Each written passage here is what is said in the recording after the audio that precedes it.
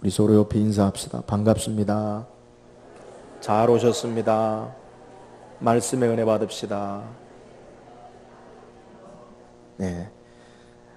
우리 일반적으로 여러분에게 질문 하나 드릴게요. 사람과 사람 사이에 가장 가까운 관계가 어떤 관계일까요? 사람과 사람 사이에 가장 가까운 친밀한 관계를 얘기한다면 어떤 관계가 가장 가까울까요? 네?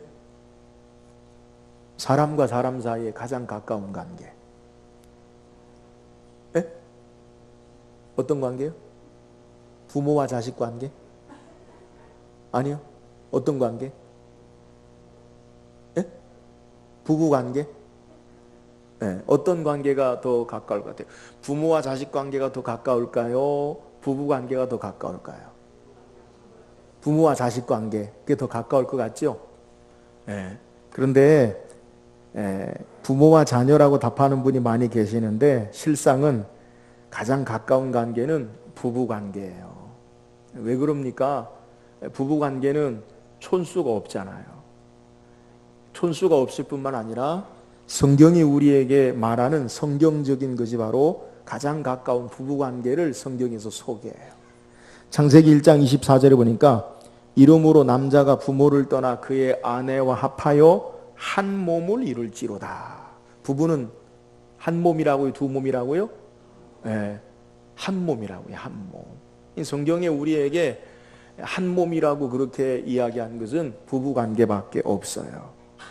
물론 우리 죄로 말미암아 타락한 우리 삶의 모습 가운데 종종 부부가 한 몸 되어지지 못하는 경우도 있지만 성경적으로 가장 친밀한 삶의 모습은 부부 관계임을 성경이 우리에게 말하고 있어요. 하나님은 하나님과 우리 사이를 가장 친밀한 관계로 우리에게 표현해 주시길 원하셔요.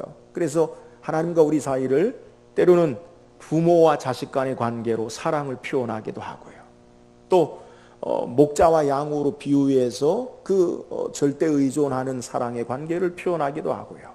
근데 그 가운데서 하나님과 우리 사이를 표현하는 가장 친밀한 관계는 신랑 되신 우리 주님, 그리고 우리는 그의 거룩한 신부의 모습. 그래서 하나님이 우리의 영원한 신랑 되시고 주님이 우리의 신랑 되심을 따라 우리는 신부 되는 이러한 부부 사이로 우리를 표현하고 계세요. 왜 하나님께서 우리에게 이런 표현을 하시느냐? 하나님의 사랑을 우리에게 표현하시는 방법이에요. 사랑은 어떻게 해야 된다고요? 표현해야 된다고요. 하나님이 우리에게 사랑하시는 모습을 그래서 성경을 통해서 우리를 얼마나 사랑하시는가라는 것을 우리에게 말씀하고 있어요. 오늘 성경은 우리에게 이렇게 하나님이 우리를 얼마나 사랑하시는지에 대해서 이 호세아 선지자를 통해서 특별한 방법으로 하나님이 우리를 얼마나 사랑하시는가에 대해서 우리에게 말씀하고 있어요. 저는 오늘 말씀을 통해서 앞으로 2주간 더 말씀 묵상해 볼 텐데 하나님께서 우리를 어떻게 사랑하시는가, 그 사랑의 모습, 그것을 묵상하고 우리가 그 사랑 가운데서 하나님을 사랑하고 신앙하는 믿음의 모습이 있기를 주의 이름으로 축원합니다. 호세아서는 우리가 읽은 호세아서는 다 읽지 않았지만 이 호세아서는 주전 750년경에 북쪽 이스라엘 여로보암 2세가 왕으로 있을 당시에 하나님의 말씀을 전한 선지자가 호세아예요. 근데 이 주전 750년은 어떤 상태가 있느냐? 북쪽 이스라엘이 그들이 범죄함으로 하나님을 섬기지 않고 우상을 섬기고 그들이 죄악으로 말미암아 하나님께서 선지자들을 통해서 그들을 심판하실 것을, 하나님이 이스라엘을 멸하실 것을 선지자들을 통해서 그들에게 선포하고 말씀해요. 그 가운데 호세아 선지자를 통해서 하나님이 이 이스라엘의 운명에 대해서 하나님이 말씀하시는데 대부분 선지자들은 하나님의 말씀을 받아 전하는 거예요. 그러니까 말씀을 입술로 큰 소리로 하나님의 사자로 하나님의 명령을 전하는데 특별히 호세아 선지자를 통해서는 그의 가정을 통해 하나님께서 시청각 교육으로 이스라엘 백성에게 말씀하셔요. 그러니까 하나님과 이스라엘의 지금 상태가 관계가 어떠한가라는 것을 하나님이 호세아 선지자의 가정을 통해서 특별히 특별하게 말씀하고 계시는 것이 호세아서의 내용이에요. 오늘 우리가 읽은 2장 14절 이하를 이해하기 위해서는 1장, 2장을 좀 우리가 살필 필요가 있는데, 하나님께서 어떻게 호세아 선지자를 통해서 하나님의 뜻을 전하느냐. 먼저 우리 호세아 1장 2절 한번 읽어보세요. 호세아 1장 2절입니다. 같이 읽어봅시다. 시작. 여호와께서 처음 호세아에게 말씀하실 때 여호와께서 호세아에게 이르시되 음란한 자식들을 낳으라. 이 나라가 여호와를 떠나 크게 음란한이니라 하시니. 하나님이 호세아에게 힘든 말씀을 하셔요. 힘든 명령을 하셔요. 그게 뭐냐면 너는 가서 음란한 여자를 내 아내로 맞으라. 부정한 여자를 아내로 맞으라. 그렇게 말씀하셔요. 이거는 일반적으로 선지자가 아니면 레위인들이 이 처녀가 아니면 결혼하지 않아. 그게 모세의 율법이에요. 그런데 하나님이 이 선지자를 음란한 여자와 데려다가 아내를 맞으라라고 하나님이 특별하게 말씀하셔요. 호세아 선지자가 이 하나님 말씀을 따라서 디블라임의 딸 고멜을 자기 아내로 맞아요. 근데 이 여자가 어떻게 하느냐? 호세아가 남편이고 고멜이 부인인데 이 가정에 둘이 살다가 이 고멜이라는 여인이 밖에 나가서 부정을 저질러요. 그리고 돌아와서 애를 낳아요. 애를 낳는데 하나님께서 그 아들을 뭐라고 이름을 짓냐라고 하면 그 아들의 이름을 이스르엘이라 하라. 1장에 있는 말씀. 이스라엘이란 말은 하나님께서 흩어버리신다. 하나님이 호세아 가정을 통해 지금 현재의 이스라엘의 앞으로 되어질 운명을 그의 가정을 통해 말씀하시는 거예요. 선지자로 대변한 하나님과 그리고 부정한 여인의 이스라엘을 하나님이 그 가정을 통해서 설명하고 사람들 이스라엘 백성들에게 보여주고 그들을 통해 낳은 자녀들이 어떻게 된다? 흩어진다. 하나님이 호세아 가정을 통해 말씀하십니다. 이 고멜이라는 여인이 또 밖에 나가서 부정을 저질러서 또 들어와서 애를 낳아요. 이번엔 딸을 낳는데 하나님이 그 딸의 이름을 지으라라고 말하면서 뭐라 말씀하시냐면 로루하마라 하라. 이 말은 하나님이 긍휼히 여기지 않으신다. 하나님이 불쌍히 여기지 않으신다.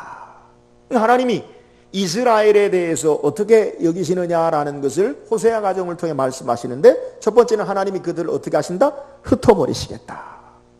두 번째는 하나님이 그들을 불쌍히 여기지 않겠다. 내가 너희를 불쌍히 여기지 않겠다. 이런 의미로 호세아 가정을 통해 하나님 말씀하시고 이 고멜이라는 여인이 또 밖에 나가서 부정을 저질러서 들어와서 애를 낳아요.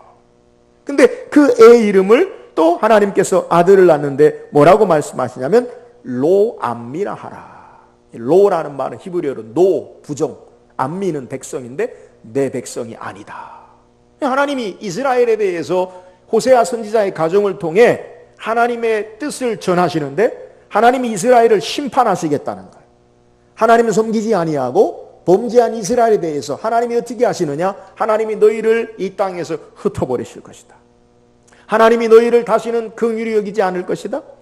하나님이 너희를 내 백성이라고 이제 여기지 않을 것이다. 너희는 나와 상관이 없는 자다라고 하나님이 심판하실 것을 말씀하시는 거예요. 그래서 하나님께서 호세아서 2장을 통해 이렇게 하나님 앞에 범죄하는 자들에게 하나님이 어떻게 역사하시느냐? 우리가 읽지 않았지만 바로 호세아 2장 2절에서 13절까지의 내용에 보면 하나님께서 이 범죄한 자들에게 첫 번째 뭐를 당하게 하냐면 부끄러움, 수치를 당하게 해요. 여러분, 우리 하나님 앞에 범죄하면 부끄러움이 찾아와요. 아담과 하와가 선악을 알게 하는 나무를 놓고 불순종할 때 그들에게 처음에 느낀 게 뭐냐면 부끄러움이에요. 또 하나님께서 범죄한 그들을 어떻게 하냐면 하나님의 은혜를 거두심으로 가시로 그의 가는 길마다 막아요. 인생의 삶에 고난이 계속되게 하셔요. 범죄한 이스라엘을 향한 하나님의 심판을 말씀하시죠. 또 하나님께서 어떻게 역사하시냐면 하나님께서 축복으로 주셨던 산업을 도로 찾으셔요. 그들에게 풍성한 것으로 하나님이 베푸셨던 것을 하나님이 다시 빼앗으셔요. 또 범죄한 이스라엘을 어떻게 하시냐면 그들에게 기쁨과 희락을 사라지게 하시고 이방 우상신을 섬긴 바알을 섬긴 날수대로 하나님께서 너희에게 벌을 내리겠다라고 심판을 하나님이 선포하셔요. 그래서 2장에 보면 그러므로 라고 6절에서 그러므로 또 계속해서 우리에게 그러므로 라고 소개, 너희가 범죄해서 그러므로 내가 이렇게 하겠다라고 말씀하셔. 그런데 오늘 하나님이 이렇게 이스라엘의 범죄에 대한, 죄악에 대한 심판을 선포하실 뿐 아니라 오늘 읽은 본문의 내용에 보면 14절에 그러므로 너희가 범죄해서 하나님이 이렇게 하시겠다라고 하는데, 하나님의 범죄하는 심판의 죄에 대한 심판만 말씀하시는 것이 아니라 그 심판 가운데서도 하나님이 하나님의 긍휼하신 사랑을 이스라엘에게 베풀 것을 말씀하시는 거예요. 여러분, 우리가 믿고 있는 하나님은 어떤 하나님이냐? 진노 중에라도 긍휼을 잊지 아니하시는 사랑의 하나님 되심을 믿으시기를 주의 이름으로 축원합니다. 오늘 우리가 묵상해 볼 내용이 바로 이거예요. 하나님이 우리를 어떻게 우리의 연약함에도, 우리의 범죄함에도, 우리의 그릇됨에도, 우리의 잘못됨에도 하나님께서 심판하시고 징계하시는 것으로만 끝내지 아니하시고 사랑으로 우리를 어떻게 회복하실까? 이 하나님의 사랑에 대해서 호세아 선지자는 우리에게 선포하면서 우리가 하나님을 섬기는데 우리가 비록 하나님 앞에 온전치 못하다 할지라도 이 우리를 회복하시는 그 사랑을 붙잡고 하나님께 돌아올 것을 우리에게 말하고 있는 거예요. 오늘 말씀을 통해서 하나님이 회복하시는 사랑, 그 사랑이 어떻게 나타나는가? 오늘 이것을 묵상하고 우리가 하나님 앞에 날마다 가까이 나아가 그의 긍휼에 풍성하신 사랑하심 앞에 그 하나님을 바르게 신앙할 수 있기를 주의 이름으로 축원합니다. 그렇다면 오늘 이스라엘에게 진노 중에서도 하나님이 회복하시는 사랑의 모습이 뭐예요? 오늘 14절 보세요. 14절입니다. 읽어봅시다. 시작. 그러므로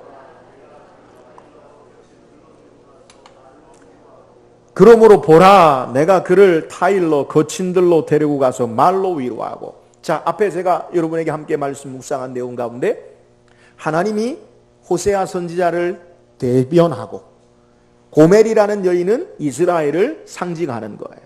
근데 이 음란한, 하나님을 바르게 사랑하고 자기 남편만을 사랑해야 하는 이 고멜이라는 부인이 하나님 사랑하지 아니하고 자기 남편만 사랑하지 아니하고 밖에 나가서 부정했어요. 바알을, 다른 신을 섬기고 그리고 돌아와서 애를 낳았어요. 그 이름을 첫 번째 아들을 이스르엘이라 하라라고 말했는데 그 의미가 뭐냐면 하나님께서 흩으시겠다. 범죄한 자들을 하나님이 흩어버리시겠다는 거예요. 근데 오늘 본문에 그 하나님이 흩어버리신다라는 것을 우리에게 소개해요. 뭐라 이야기하면 그러므로 보라, 내가 그를 타일러 거친 들로 데리고 나가 거기서 말로 위로하고. 실제적으로 북쪽 이스라엘이 아수르에서 멸망당하면서 아수르가 이스라엘 백성을 포로로 끌어가고 그들을 각 지역에 흩어버려요. 근데 하나님이 그렇게 심판하시고 흩어버리시는 것만 끝나는 것이 아니라 하나님이 그 진노 가운데 하나님의 사랑을 그들에게 소개해요. 그게 뭐냐면 그러므로 보라, 내가 그를 타일러 거친 들로 데리. 이건 하나님의 심판이에요. 거친 들로 너희를 내몰겠다. 그런데 거친 들로 내모는 것으로 끝나지 아니하고 가서 말로 위로해 주겠다. 하나님 뭐라고 말씀하시냐면 이스라엘 백성을 흩으시는, 그들의 포로의 땅으로 징계받는 그러한 어려움 가운데 그냥 내버려 두지 아니하시고 거기서 내가 너희에게 말로 타일르고 위로해 주겠다. 이 말로 위로한다는 말은 하나님 말씀을 너희 마음 위에 새겨주겠다. 말씀을 너희에게 주겠다라는 거예요. 그러니까 하나님이 회복하시는 사랑을 우리에게 어떻게 소개하냐면 너희가 비록 범죄함으로 내가 너희를 흩을지라도 가만 그 흩어진 상태의 심판의 상태에 내버려 두지 아니하고 너희를 회복하는 사랑의 모습을 내가 보일 텐데 그게 뭐냐면 내 말씀으로, 여호와의 말씀으로 너희 위에, 마음 위에 말하겠다. 하나님의 말씀으로 그들에게 위로하심을 우리에게 소개하는 거예요. 여러분이 마음 위에 말하겠다라는 의미가 어떤 거냐? 우리가 좀 생각해 봐야 돼요. 우리가 흔히 말할 때 그냥 일상적인 그러한 말이 있고 우리의 마음의 중심으로 진심의 말을 듣고 그 말을 우리가 새기는 게 있어요. 하나님께서 그들의 범죄로 말미암아 하나님의 심판의 징계 아래에 있는 이스라엘에게 내가 타일로 너희에게 말로 위로하겠다라는 말은 하나님의 말씀을 너희에게 주어서 참되게 깨닫게 하겠다라는 그런 말씀이에요. 여러분, 하나님의 말씀으로 참되게 깨닫는 것, 여기에서부터 회복하시는 하나님의 사랑이 있음을 믿으시기를 주의 이름으로 축원합니다. 패역한 이스라엘에게 이제 하나님께서 그들에게 말씀을 통해서 그들의 회복하시는 하나님의 사랑의 역사를 시작하시겠다라고 말하는 거예요. 여러분, 이것은 선지자들을 통해서 우리에게 장차 예수 그리스도를 통해 이루실 하나님의 약속을 우리에게 말하는 거예요. 우리 한번 성경 찾아봅시다. 예레미야 31장 33절 한번 읽어봅시다.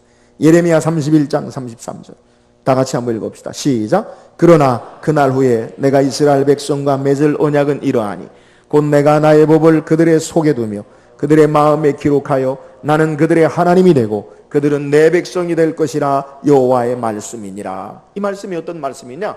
이스라엘 백성이 하나님과 첫 번째 언약을 맺을 때 어디에서 언약을 맺었냐면 시내산에서 언약을 맺어요.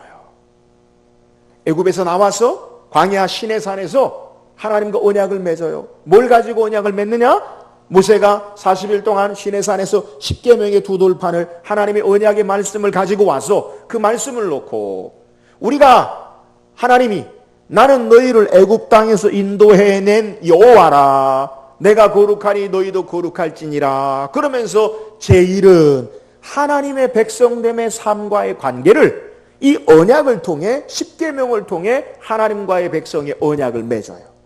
그러니까 이 10계명의 돌판을 통해 하나님의 백성이 되고 하나님은 우리 하나님이 됩니다라고 언약을 맺어요.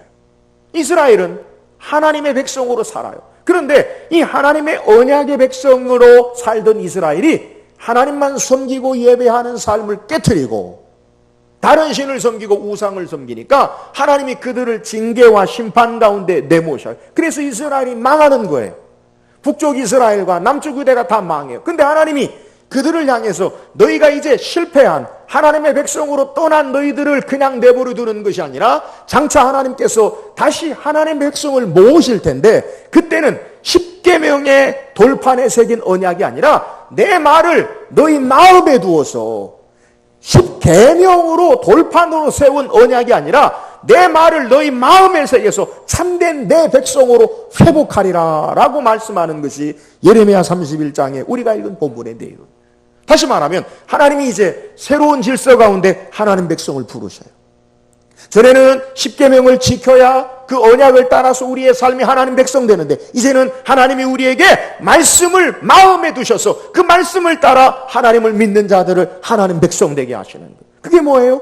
예수님께서 우리 가운데 오셔서 구원의 역사를 이룬 것을 우리에게 믿음으로 마음에 이루어 구원에 이르는 것. 입으로 시인하여 구원에, 마음으로 믿어 의에 이르고 입으로 시인하여 구원에 이르는 하나님 말씀을 우리에게 주신다라는 것, 하나님이 회복하시는 약속을 우리에게 소개하는. 오늘 호세아서를 통해 하나님께서 이스라엘을 어떻게 회복하시느냐? 하나님이 그 심판의 자리에 그냥 내버려 두는 것이 아니라 내가 너희를 타일르고 내 말을 너희 마음에 두어서 너희를 회복하겠다라고 하나님의 진노 중에서도 회복하시는 사랑을 우리에게 소개하는 거예요. 사랑 여러분, 하나님의 사랑이 뭐예요? 하나님이 우리에게 말씀을 통해 깨닫게 하시고 말씀을 통해 하나님 앞에 가까이 나가게 하시는 것, 그것이 사랑인 줄 믿으시기를 주의 이름으로 축원합니다. 하나님의 생명의 말씀이 내 마음에 새겨지고 들려지는 것, 이게 하나님의 놀라운 사랑이라는 거예요. 왜요? 거기에 회개와 회복과 새롭게 하시는 능력의 역사가 있는 거예요. 그러므로 신앙은 우리가 하나님의 말씀을 우리 마음에 새기고 그 말씀을 따라 참되신 주님을 섬기는 것, 이것이 바로 바른 사랑의 관계의 모습임을 우리에게 소개하고 있는 거예요.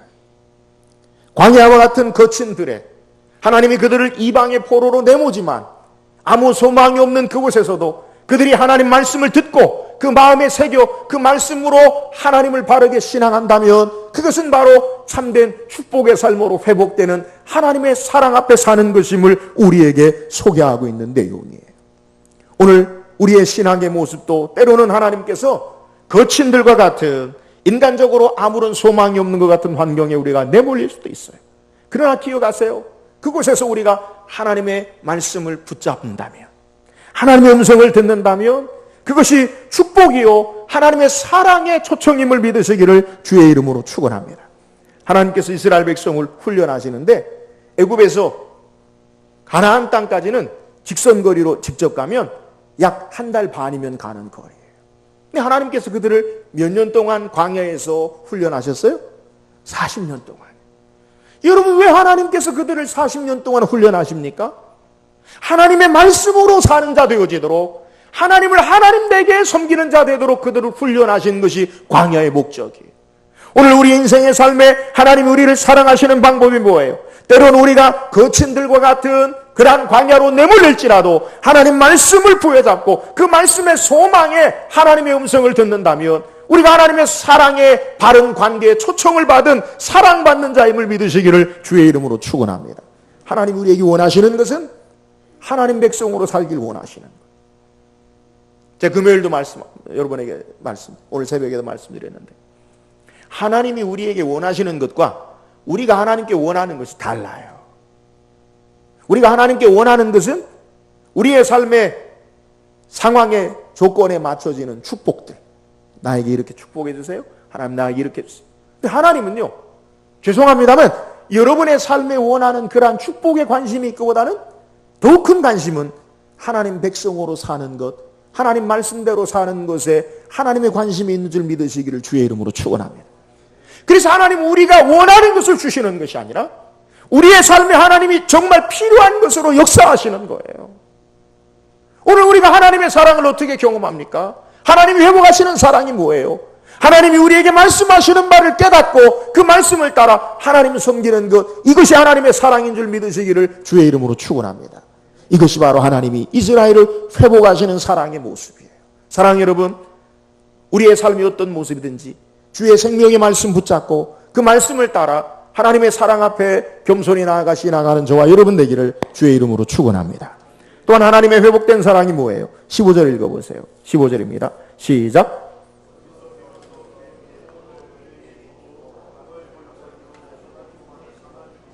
그가 거기서 응대하기를 어렸을 때와 애굽 땅에서 올라오던 날과 같이 하리라. 먼저 15절 상반절에 보면 거기서 비로소 저의 포도원을 그에게 주고, 자, 하나님이 이스라엘을 심판하시는데 심판만 하시는 것이 아니라 어떻게 회복하시고 사랑하시는가라는 걸 소개해요. 근데 하나님께서 이스라엘을 흩으셨어요. 거친 들로 하나님께서 광야의 들로 내모시듯이 이스라엘을 포로로 잡혀가게 하셨어요. 근데 그곳에서 하나님이 어떻게 회복하시느냐? 거기서 비로소 저의 포도원을 그에게 주고, 하나님 뭘 주신다고 말씀하셔요? 포도원을 그들에게 주겠다. 여러분, 이 포도원이 뭐냐? 이 포도원이라는 것은, 포도원이 상징하는 것이 뭐냐면 일반적으로 기쁨이에요. 기쁨. 오늘 우리가 읽은 성시교독 시편 4편에도 주께서 내 마음에 두신 기쁨은 저희 곡식의 새 포도주에 풍성할 때보다 더하니이다. 이 기쁨이 어떻게 생기느냐? 하나님과의 회복된 관계를 상징하는 거예요. 그러니까 우리가 하나님과의 바른 관계가 있으면 하나님의 풍성하신 사랑하심 앞에 기쁨으로 신앙하는 거예요. 신앙생활 가운데 하나님이 나를 사랑하시고 내가 하나님 사랑하면 그 가운데 오는 것이 뭐냐면 기쁨이에요. 기쁨. 오늘 하나님께서 이스라엘을 회복하시는데 어떻게 회복하시느냐? 하나님과의 바른 사랑의 관계 가운데 너희에게 기쁨을 주겠다. 근데 그 기쁨을 어디서 주느냐?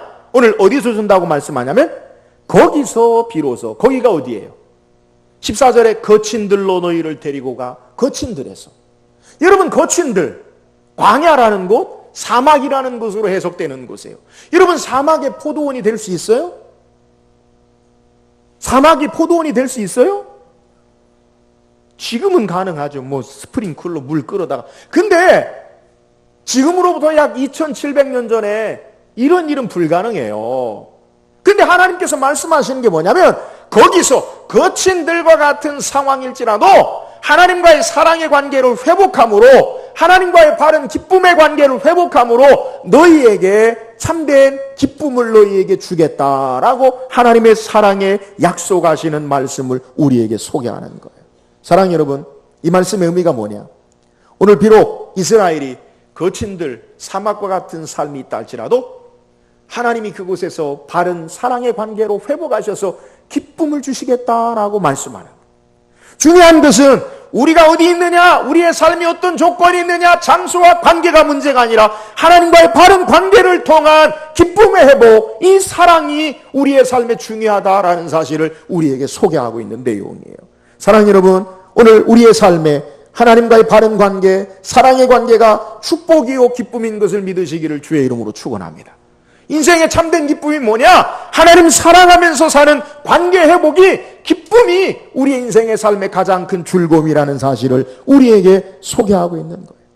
우리가 어느 곳에 있든지, 우리의 삶이 어떤 일을 하든지 하나님과의 바른 관계가 있으면 그것은 축복된 장소요, 기쁨의 장소요, 아무리 복된 곳이라 할지라도 하나님과의 관계가 깨어진 곳이면 그것은 참된 기쁨의 장소가 되어지지 못하고 인생의 삶에 척박한 땅인 것을 우리에게 소개하는 거예요. 그러므로 우리가 하나님과의 사랑의 관계를 회복하는 삶, 하나님이 우리에게 기쁨 주시기를 원하시는 삶을 기억하고 날마다 하나님과의 바른 관계, 신앙의 삶을 살기를 주의 이름으로 축원합니다.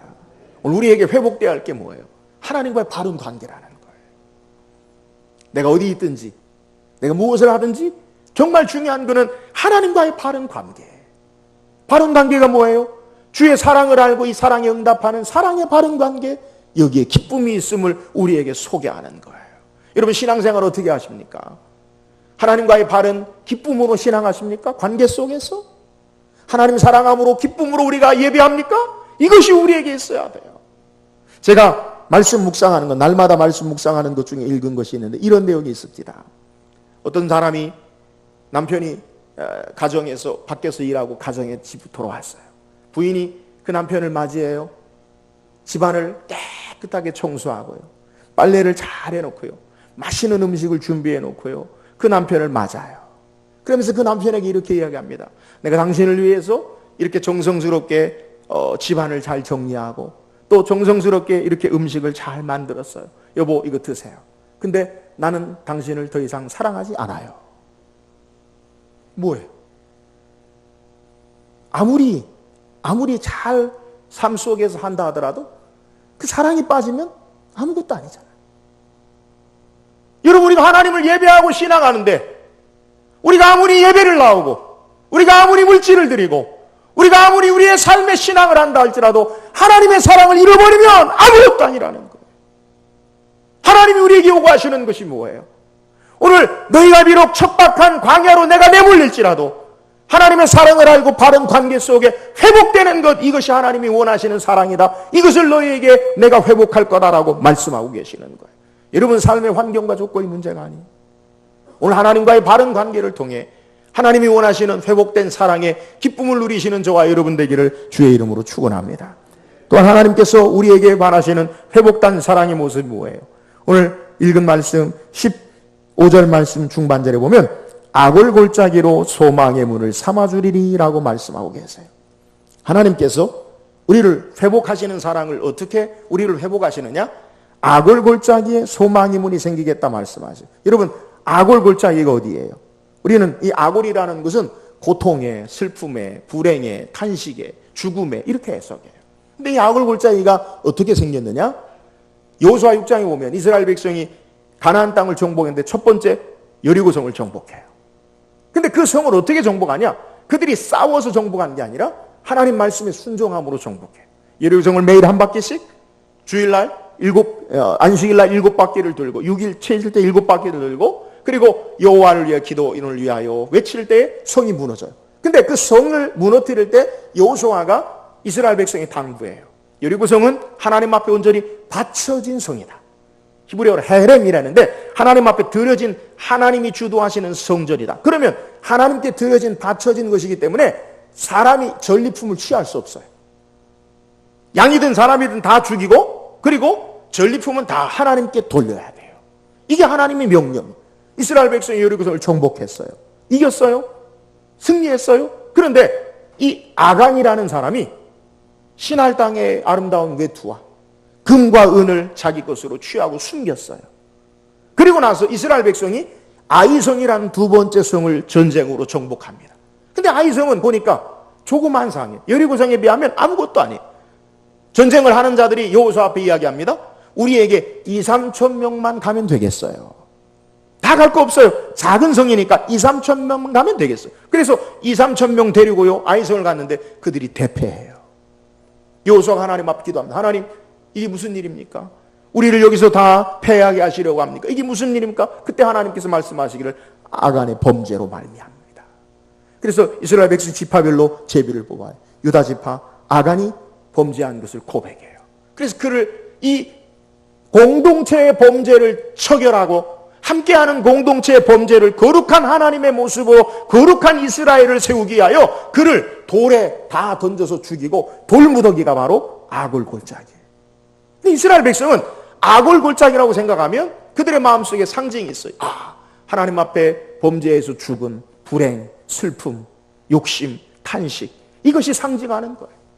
그러니까 지금 이스라엘 백성이 오늘 그들이 하나님께서 하나님을 섬기지 아니하고 범죄함으로 하나님이 흩으셔서 이방의 포로로 잡혀 있지만 그들의 삶 가운데 지금 내 삶은 고통의 삶이다. 아골골짜기 같은 삶이다. 이렇게 탄식하는 그곳에 하나님이 어떻게 회복하시겠냐라고 말씀하면 너희가 절망 가운데 있는 그 아골골짜기에 소망의 문을 열어주시겠다. 너희가 지금 탄식하고 절망하는 이 아골 같은 인생의 슬픔의 모습 가운데 내가 소망의 문을 열어주시겠다라고 약속하고 계시는 거예요. 사랑하는 여러분, 예수님이 인간의 절망, 우리에게 가장 가져다주는 극한 절망인 죽음을 이기시고 십자가에서 부활의 생명으로 우리의 삶에 소망의 문을 열어주신 것을 믿으시기를 주의 이름으로 축원합니다. 오늘 하나님께서 이스라엘 백성을 향한 사랑이 뭐예요? 그들이 하나님의 말씀으로 새롭게 된 하나님 백성, 그 말씀을 따라 살기를 원하는 백성, 하나님과의 바른 관계를 통해 기쁨을 회복하고 하나님 사랑함으로 하나님이 세워진 그 백성에게는 비록 절망의 탄식의 길을 걸어간다 할지라도 소망의 문으로 하나님이 인도하시겠다라고 약속하고 계시는 거예요. 사랑하는 여러분, 우리가 적어도 신앙생활하면서 가져야 할 믿음의 확신이 뭐예요? 오늘 예수님을 통해 우리에게 우리의 마음에 예수 그리스도를 믿고 신앙하도록 우리의 마음에 하나님 말씀을 주시고 하나님 백성 되게 하셨어요. 믿으십니까? 또한 우리에게 하나님께서 하나님과의 바른 관계, 놀라운 사랑을 깨닫게 하셔서 우리가 하나님 백성으로 하나님을 사랑하는 자로 삼으셨어요. 그렇다면 우리의 삶의 절망과 탄식의 아골 같은 삶이라 할지라도 하나님이 그곳에서 소망의 문을 열어주심을 믿으시기를 주의 이름으로 축원합니다. 이게 하나님의 사랑이에요. 여러분, 그래서 우리는요, 믿음의 사람들은 낙심하지 않아요. 절망하지 않아요. 그 끝에서도 하나님이 우리에게 소망의 문을 여시는 은혜가 있기 때문인 거예요. 오늘 우리에게 하나님께서 말씀하시는 회복하시는 사랑이 바로 이거예요. 우리의 그릇됨과 우리의 죄악과 우리의 허물로 말미암아 끝장난 인생으로 내버려 두지 아니하시고 예수 그리스도를 통해 우리의 마음의 신비의 하나님 백성으로 하나님과 끊을 수 없는 언약의 백성으로 다시 회복하시고 하나님의 사랑을 알게 하사 그 사랑 가운데 기쁨으로 살게 하시고 삶의 고통 가운데서도 소망의 문을 여사 하나님을 바라보고 믿음으로 살기를 원하시는 하나님의 사랑의 모습을 우리에게 증거하는 거예요. 사랑하는 여러분, 오늘 우리의 삶에 하나님이 우리를 향한 소망의 문을 열어놓으심을 기억하고 어떤 삶의 모습이든지 이 하나님 신뢰하고 하나님의 회복된 사랑하심 앞에 하나님의 사랑하심 가운데 바른 신앙의 삶을 사는 저와 여러분 되기를 주의 이름으로 축원합니다. 오늘 성경이 우리에게 주신 은혜가 뭐예요? 하나님의 사랑을 우리에게 소개해요. 그 사랑은 회복하시는 사랑이에요. 오늘 이스라엘이 범죄함으로 하나님이 그들을 흩어버리시고 하나님이 그들이 포로로 걸려가게 하시고 절망 가운데 탄식의 삶을 사는 그들에게 하나님의 소망의 메시지를 주셔요. 하나님의 사랑을 깨닫게 하셔요. 그게 뭐예요? 하나님이 우리에게 말씀으로 깨닫게 하셔요. 말씀으로 하나님의 언약의 백성으로 다시 하나님과의 관계를 맺게 하셔요. 또한 하나님의 사랑을 알고 하나님이 주시는 참된 기쁨을 우리에게 회복하시고 절망의 상황 가운데서 소망의 문을 여사 참된 하나님의 사랑 가운데 살도록 우리에게 역사하시는 것, 이것이 하나님의 회복된 사랑이에요. 이 하나님의 놀라운 사랑하심 앞에 날마다 그 말씀을 따라 우리가 하나님의 거룩한 백성으로 살고 하나님과의 사랑의 풍성한 삶의 회복된 기쁨으로 관계 속에서 신앙하고 절망 가운데서도 믿음으로 하나님이 우리에게 소망의 문을 열어주심을 바라보고 믿음으로 승리하는 저와 여러분 되기를 주의 이름으로 축원합니다.